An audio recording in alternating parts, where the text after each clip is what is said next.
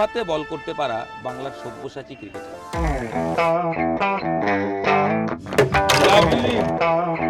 মা বাবার জন্যই এতদূর আসা, যে মা বাবা ওই জায়গা থেকে, আমি জানতাম আমার ঘরের পরিস্থিতি কি, ওই জায়গা থেকে আমাকে কলকাতায় প্র্যাকটিস করতে নিয়ে যাওয়া।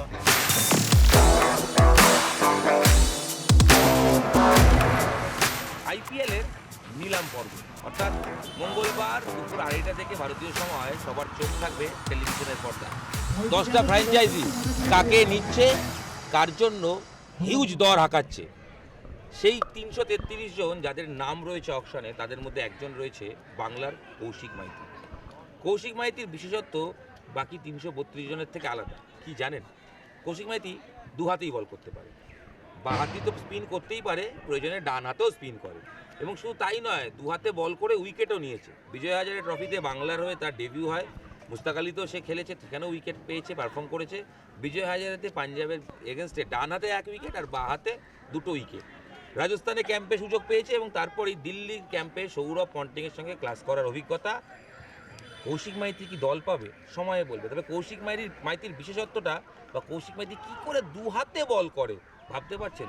2 হাতে বল। আসুন কৌশিকের থেকেই জেনে নিন। কৌশিক শুরুতে একটা বিস্ময়ের কথা মাথায় আসছে, কারণ লোকে লেফটি হয় বা রাইটি হয়। কৌশিক কি সব্যসাচী, মানে যার 2 হাত সমান চলে? হ্যাঁ, সেটা আমি বলতে পারবো না, কিন্তু নিজের প্রতি খেটেছি।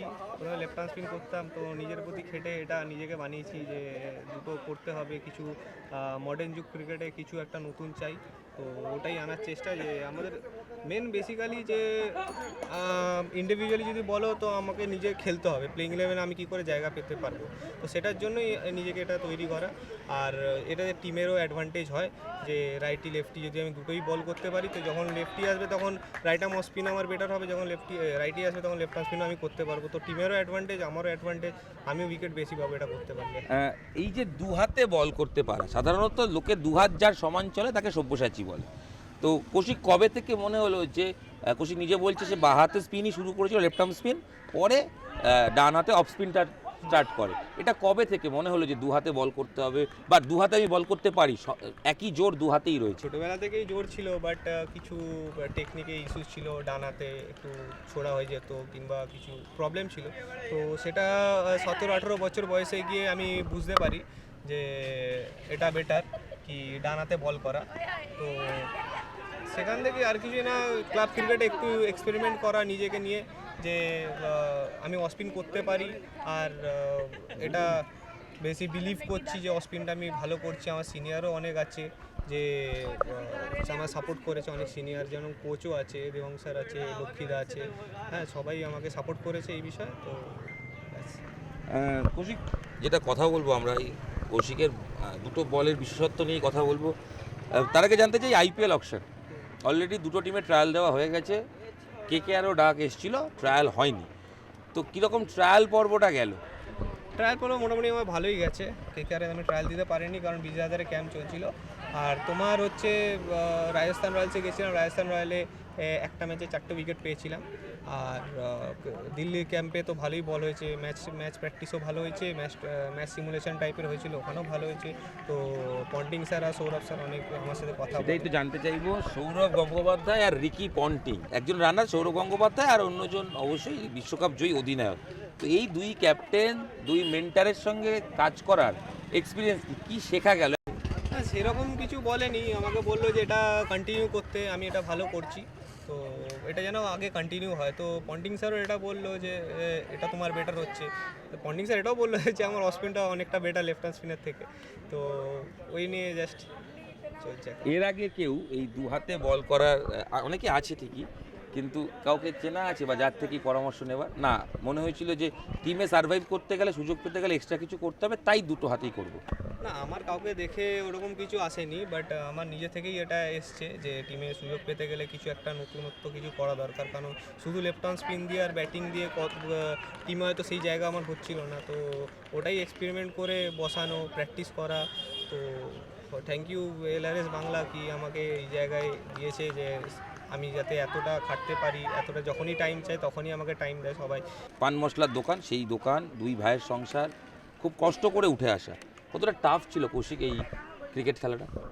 না স্ট্রাগল তো ছিল, বাট আমি বলবো না এটা কি জার্নিতে মা বাবা অনেক সব থেকে বেশি হেল্প করেছে।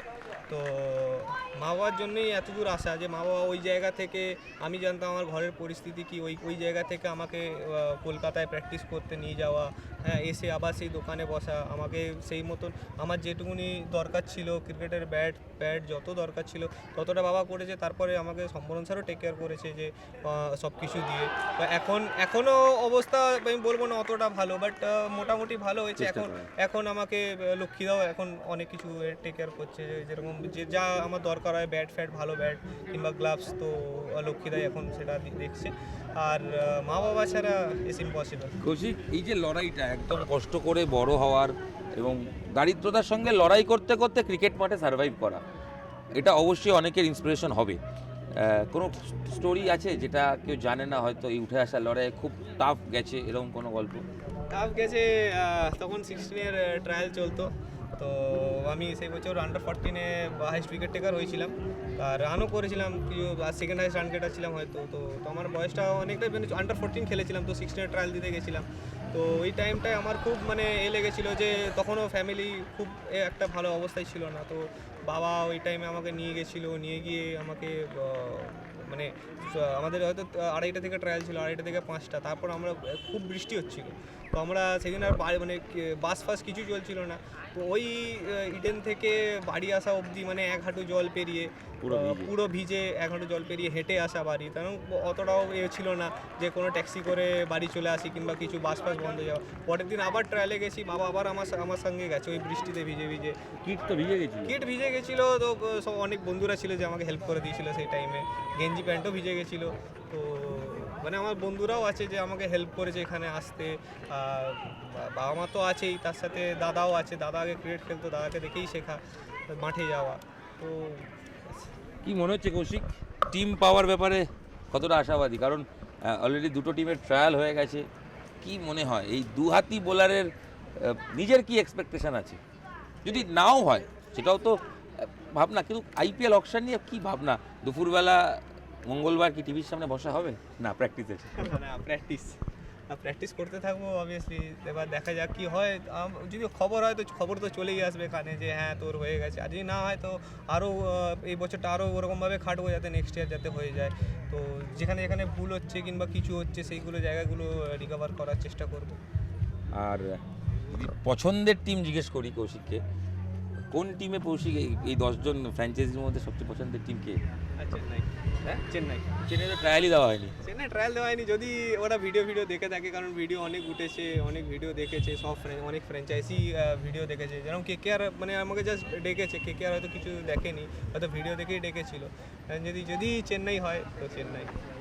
Thank you, hope for the best. এবং কৌশিক যেটা বলছে, ট্রায়াল দিয়েছে রাজস্থান, দিল্লিতে কেকেআরে ডাক পেয়েছে, যেখানে ট্রায়াল একদম দেয়নি, সেই ফ্র্যাঞ্চাইজির নাম মহেন্দ্র সিং ধোনি, অর্থাৎ চেন্নাই। ধোনি ফ্যান বলে নাকি? হ্যাঁ একদম। ধোনির সঙ্গে ড্রেসিং রুম শেয়ার করা যাবে এই ভেবে কৌশিকের বক্তব্য, কোনো টিম যদি তাকে আইপিএলে নেয় বা এই ভিডিও যদি তারা শুনেও থাকেন, চেন্নাইয়ের ফ্র্যাঞ্চাইজি যারা তারা ট্রাই করুন, কারণ চেন্নাইয়ে হয়ে ড্রেসিং রুম শেয়ার করার স্বপ্ন কৌশিক, আর অবশ্যই সুযোগ পেলে নিজেকে প্রুফ করার স্বপ্ন। দু হাতে বল করতে পারা বাংলার সব্যসাচী ক্রিকেটার, ব্যাটও করতে পারে। কৌশিকের আন্ডার এজে 100 আছে, সেঞ্চুরি, আন্ডার-19 কোন সময় আছে? 2018-19 সেঞ্চুরি। কোন পজিশন?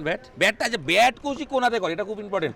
দু হাতে তো বল করে, ব্যাট কি মাঝে মধ্যে ডান হাত ঘুরে? না রাইটি। বাঁ হাতে ব্যাট করা অভ্যেস আছে? না এখনো এটা ট্রাই করিনি, যদি আছে নাকি? যদি ফিউচার এরকম হয় তো ট্রাই করব। এখন তো অনেকে করে।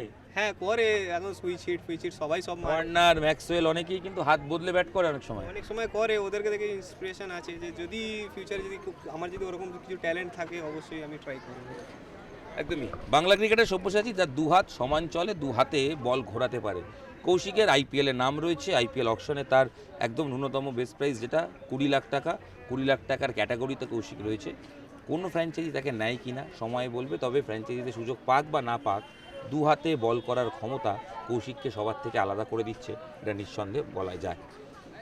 নিউজ 18 বাংলা ডিজিটাল, আপনাদের সঙ্গে আমি ইরণ রায় বর্মন ছিলাম। আপনাদের সঙ্গে কৌশিকের অজানা গল্প শেয়ার করলাম এবং কৌশিকের ভিডিও আপনারা দেখলেন যে কিভাবে দু হাতে সমান দক্ষতায় বল করে। এখানেই শেষ করছি এই ভিডিও, দেখা হচ্ছে খুব তাড়াতাড়ি নতুন ভিডিও নিয়ে। আর আইপিএলের অকশানে সবার চোখ থাকুক, তার কারণ কৌশিকের মতো একাধিক প্রতিভা রয়েছে। কে সুযোগ পাবে দেখতে হবে তো। ধন্যবাদ।